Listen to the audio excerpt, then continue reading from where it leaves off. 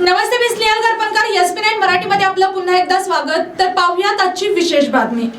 महिला दिनानिमित्त देशदूत वृत्तपत्र आयोजित कर्मयोगिनी पुरस्कार 2026 हा भव्य आणि प्रेरणादायी सोहळा नाशिक क्लब येथे उत्साहात पार पडला. तर पाहूयात आजची सविस्तर बातमी. विविध क्षेत्रांमध्ये उल्लेखनीय कार्य करणाऱ्या कर्तृत्ववान महिलांचा यावेळी सन्मान करण्यात आला.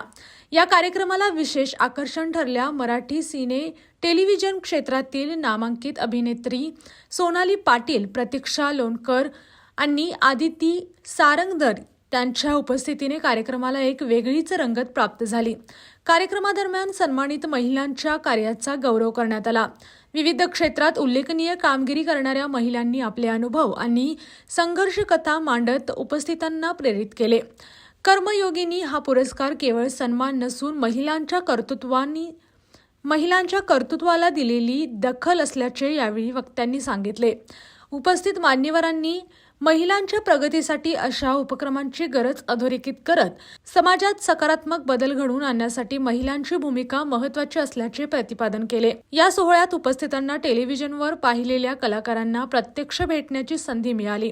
कलाकारांच्या साधेपणा, मनमिळावू स्वभाव आणि प्रगल्भ व्यक्तिमत्वाने उपस्थितांना भारावून टाकले.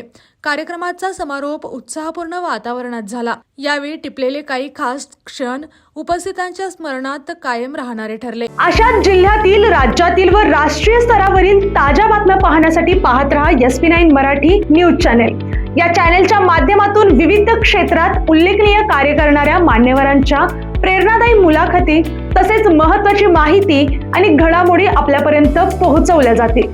अशा नवीन बातम्या आणि माहिती मिळवण्यासाठी चॅनलला लाईक करा, शेअर करा आणि हो, सबस्क्राईब करायला विसरू नका. पाहत रहा एसपी9 Marathi, your time your news. धन्यवाद.